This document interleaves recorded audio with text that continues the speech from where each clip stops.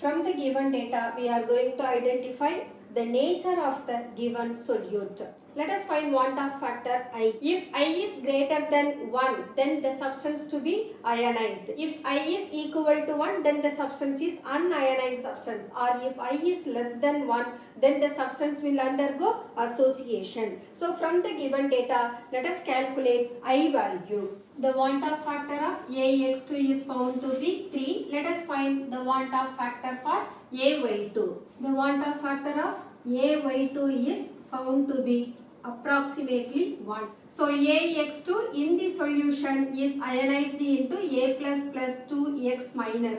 But AY2 it is present only one time and hence AY2 is unionized in solution. Therefore the correct option is D. உங்களுக்கு இந்த video பிடிச்சிருந்ததுன்னா like பண்ணுங்க, share பண்ணுங்க, comment பண்ணுங்க and subscribe பண்ணுங்க. Thank you.